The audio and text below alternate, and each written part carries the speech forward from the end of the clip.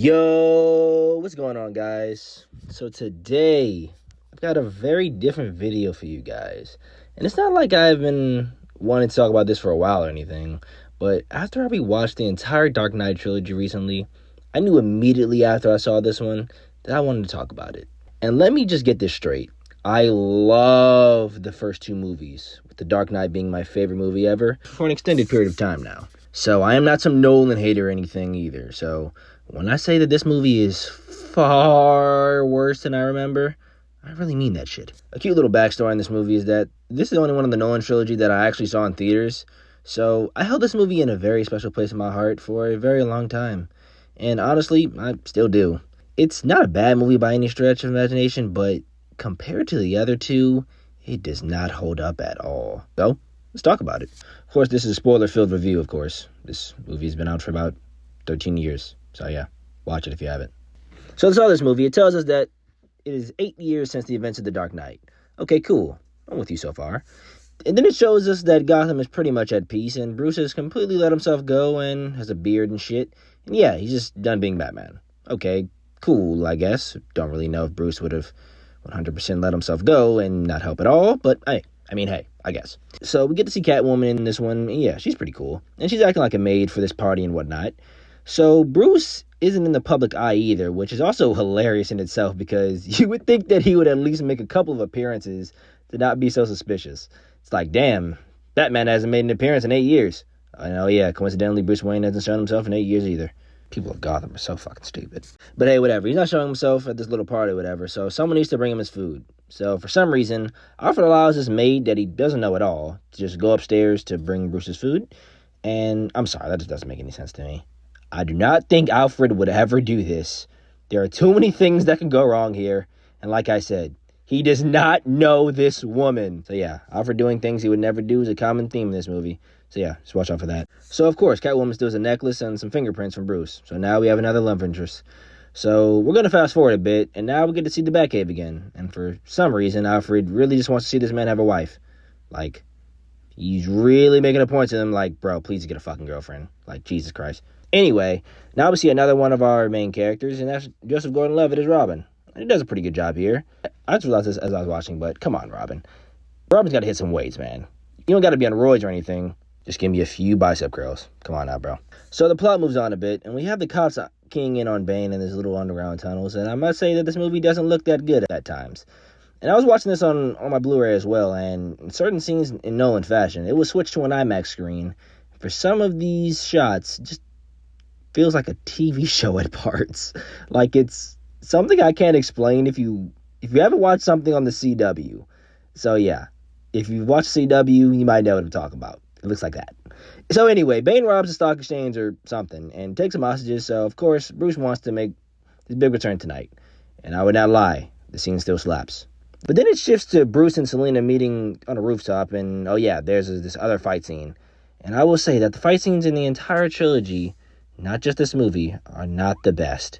But it's just something about this movie in particular where the lack of fight choreography really shows. And I don't know, I might be wrong, but hey. And while I was going to say that this movie doesn't even seem like Batman was there enough, I did some research and it was not the case. He shows up here more than he did in the fucking Batman Begins, which actually wrecked my brain a bit because it doesn't seem like it at all. While it also might be because this movie is 2 hours and 45 fucking minutes. Oh my goodness. Sorry about that. I just really wanted some more Batman in this movie.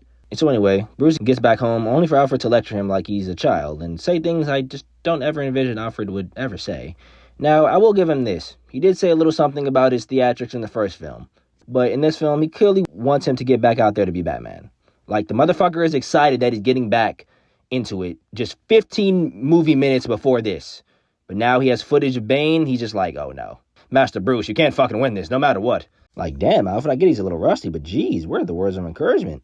So after, he pretty much just tells Bruce to hang it up, and he's just like, hey, man, I can't do this anymore. This Batman shit is past us. And Alfred would just never do that. So he leaves the movie, and we never see him again. Until this scene, I guess, but hey. But still, when shit gets real, we see no Alfred. Pretty fucked up, if you ask me. So anyway, this woman has inserted herself in the story, and it's pretty obvious that she's a villain. I mean, just look at her eyes. You can't fool me. We then get to see Batman meeting up with Selina in the sewers, and then she betrays him, and then immediately after, she finds out that he is Bruce Wayne. But for some reason later on in the movie, she says this? Get your powerful friend on the case? Like, I'm so confused, and I always have been. Please just stop the fucking charade. Alright, so he goes into a little pit or whatever, and this has been talked about by others, so I won't get much into it. So this is supposedly the most insane prison in the world, and whatnot, and not like one person they say has ever broken out of this, but we have a nice TV here so you can watch Gotham burn. And it's like, I mean, can he change the channel? Like, hey man, I'm just asking. Now, while Bane is still really cool here, it's just something about the sound design or something that I can barely hear what the fuck he's saying at the time. Like, this entire scene, I had to turn my TV all the way up. I almost put on the subtitles. Like, holy shit. And there's a section of this movie where he is about to blow up the stadium, and for about 10 minutes or so, it was genuinely hard for me to make out a few lines in this movie. Like, it was just so fucking loud.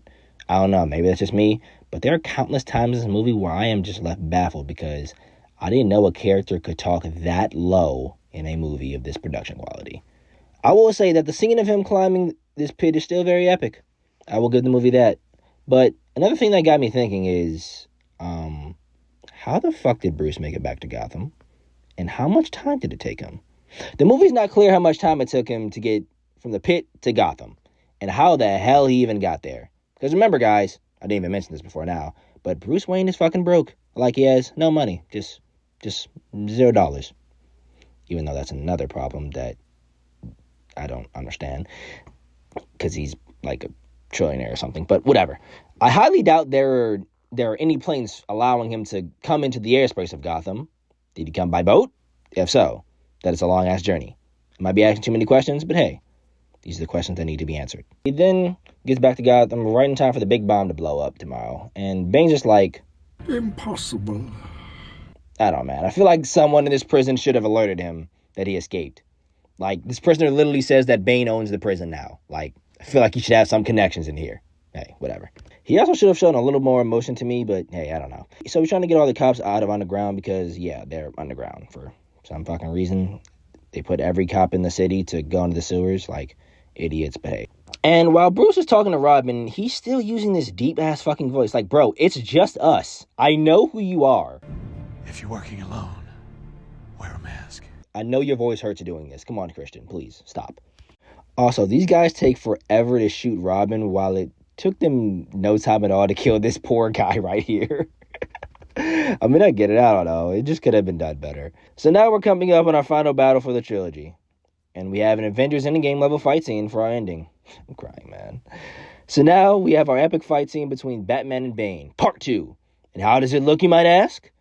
Like a fucking cosplay competition. I've said it earlier, but Bruce has changed his voice as Batman in every movie, and he just seems like a cosplayer in this movie when he's playing Batman. Like, he just doesn't look right. That also may be because the entire last fight is taking place in broad daylight, and that is just not a good match for someone of Batman's aesthetic. Like, you can't just sit here and tell me this fight looks good. Like, I'm sorry, you just can't.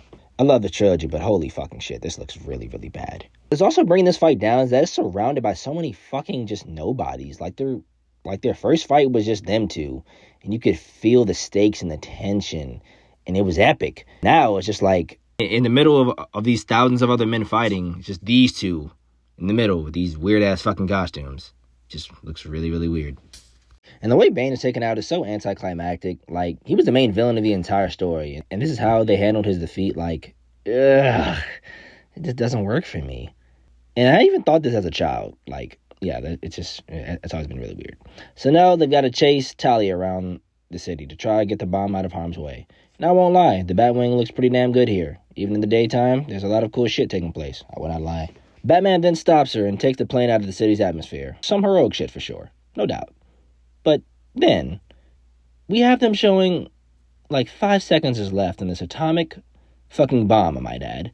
And he is still on the plane. But so many people have talked about this that it's not even fun to make fun of. But don't worry, Batman's gonna get a statue. And then, so coincidentally, Bruce Wayne is also dead. I wonder who was Batman. Like, come on, man. The people of Gotham are this stupid. I don't even know if they should even been saved at all. I'm just playing. But guys, I just wanted to talk about this movie and some of the things I didn't like about it. And just yap a bit. But I still really enjoyed the first two.